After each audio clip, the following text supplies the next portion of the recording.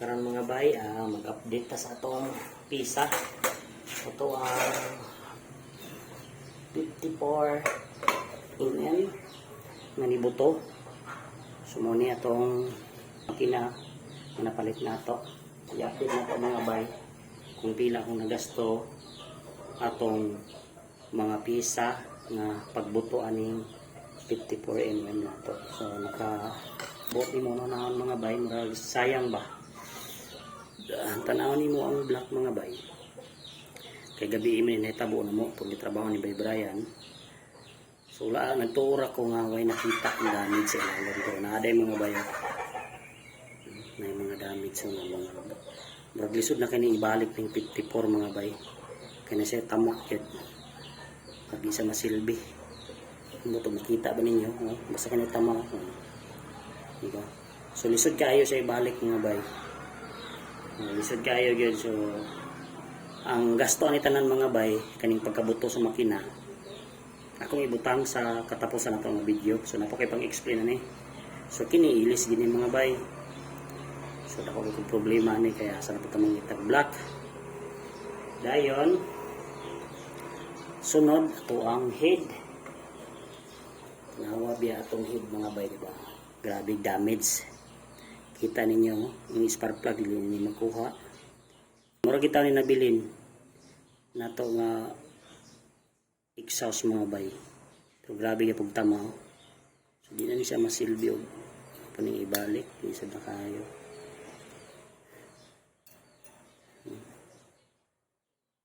Kaning oil seal bag-o bagyapon ning taod nito mga bay.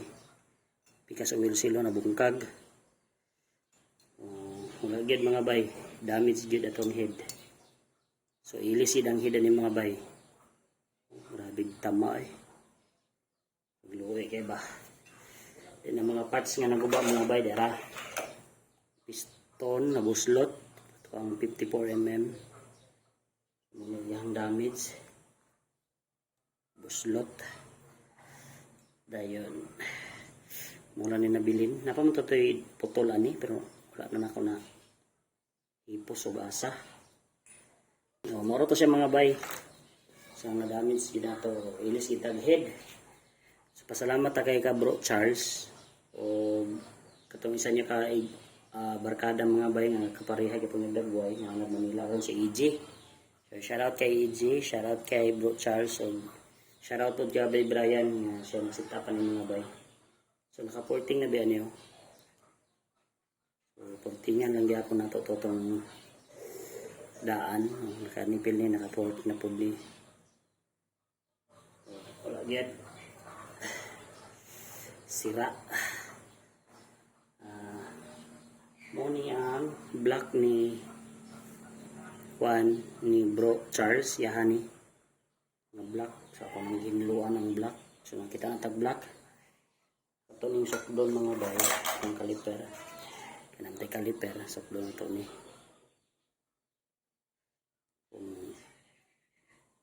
standard sa Reader G nga black. So kita nyo 51.7 mo na standard black sa Reader G. So, kita na ta. So ito na iparibor mga bay. Paribor. Dayon katong head na ko nga daan mga bay. Hepa ko ka-remember nga naday ko head nga daan ako. Ang diferensya ni mga bay is kini. Kining sa tornilyoan sa head. So nang madaot. Kaya kung puning opera-operahan tong pagkaharos. So mabalik rin din tani siya mga bay pa machine shop din siya bunuhan din bangagan otro. Then dalong lang din ning sample. Pagkobon. Kini. So mura na ito ibalik diha para nga kuan mabangagan ni sa og balik. So good kani siya mga bay nga head wa gyud diferensya ni nga head. So si standard din ako ni sa Reader G nag-ilis mi akong stock yapon genuine akong gipalit. Yun lang medyo nalay marag dinukdukan yun ang tingala ko aning ano dinukdukan pero okay na mga bay mayroon na siya. Wala na siguro na din na maka-apekto siguro sa pag install ani. So ang may tabuan bali kini dalon sila nato ning guide ani mga bay para maawatan lang ning bangago pag machine shop. So dako kita gasto na po dani. Pilahaw na pagkatong gasto. Dayon nakapalit na puntag 54mm piston. Hatsi ang brand ko diyan. Mura gyapon tong brand mga bayo. So 54mm lang gyapon atong gipalit. Ka-order puntag bulb seal pang Raider 150 niyo sa Jakarta gikan. So original gyapon ni sa mga bayo. Naka-order na punta.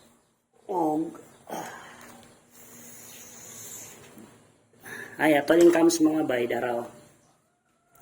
So, ipakita na ko itong, yun sana ko ni pag-regrind mga bay.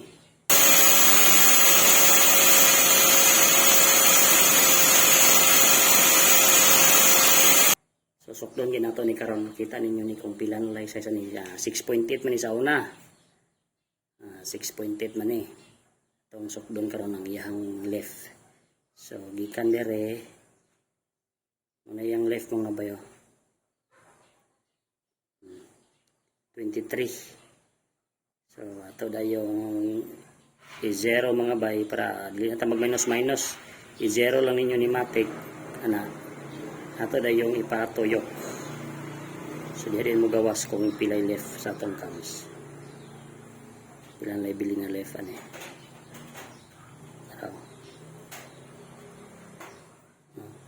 5.6 na lay bili na ni mga bay. So, naka-order ko dahil tag Sunrise. So, sun ang brand man doon ni mga bay. Sun bulb spring ang Mio. So, pwede rin sa itong Raider G mga bay. May stock na ito. Stock ko. Maroon sa ground. Itong stock ko.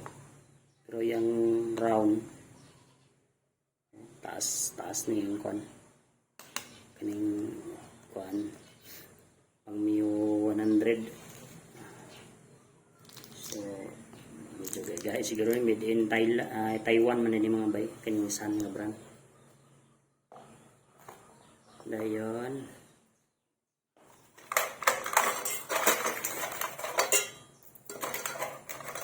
ay di mga bay kato ditong nasukod ganina mo din ang pitch bike nga bili na to. Mo din yung stock ko doha.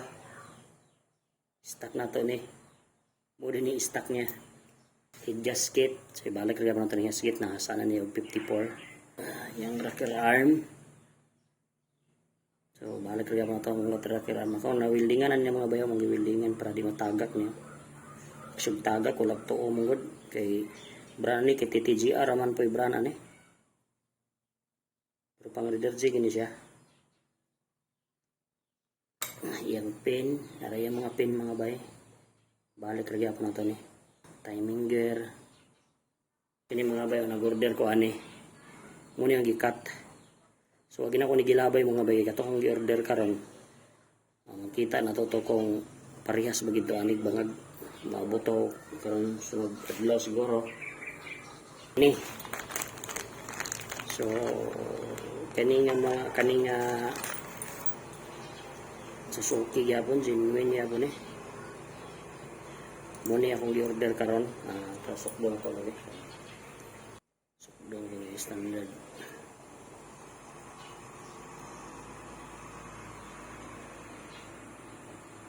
$19.2 ang exhaust. 21.8 Dako naman yan. Ang kaning standard. Heavyweight na manggod ni. Hindi lang ko sure mga bay kay murag nakuan manggod niyo na nakip na murag naharos manggod ang babaw ani murag na manggod siguro ni sa sumpay na ni mga bayo. Kani ba murag nako natigpod do tawara ko do. Natigpod siya. Basta kay murag maura siguro ni sila kay standard manggod gyapon ang order pero kini nga motor mga bay. Ako ra ning estimate nang katason po niya mga bayo tanawa murag diferensya ni sa katason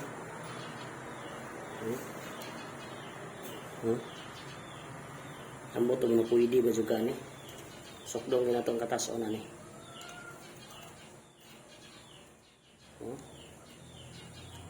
27 67 point ang katason ang kaning stock niya Taas ligbay. Pwede rin juga ni kaya kay 70.8 mm kataas aming standard. Ang ko sure masilbi ba juga ni. So isa ba na ako ni mga bay kung pataasan ni nga motor. Kani siya nga valve pang smash. Smash 110 o Shogun 125.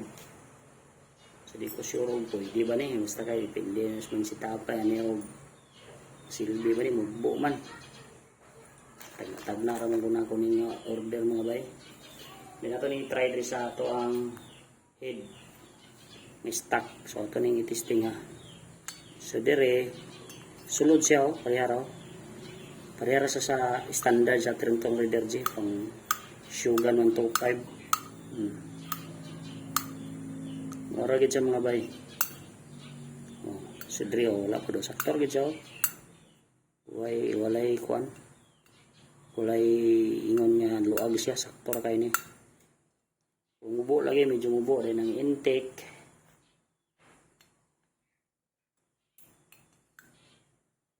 Medyo kang agamay hindi lang ko sure ba kung kang Kasi diskarte lagi ani kung okay ba ni. Di lang ko kabalo kung okay. Medyo kang sa mga bayo dili pareha ning isa fit. Pero mubo lagi. Ako ning suway nagtao og valve spring mga bay. Itong standard lang nga valve spring. Awa pa mo din niya buto kong lock kaya na. Nagabot sa lock mga bay. Ngani akong kaproblemahan. Medyo kapari-pariha ra biya siya. Ambot lang lagi. O di ba ni mo hungo? Basta kay ang 6 intake may mat sa kayo. Parihar sa kayo sa kuan. Parihar sa kayo sa Shogun. Hindi lang ko sure kung okay ba ni mo salir bagi gani. Mura tayo update ako bagay mga bay. So ipakita na ako ang presyo sa nagasto sa pagbuto ato kung isa ka perminong setup nito 54 mga bay. So salamat kung kaabot man nga portion sa nakita niyo kung pila ang gasto mga bay. I-post lang ninyo mga bay para makita niyo dun sa mga gasto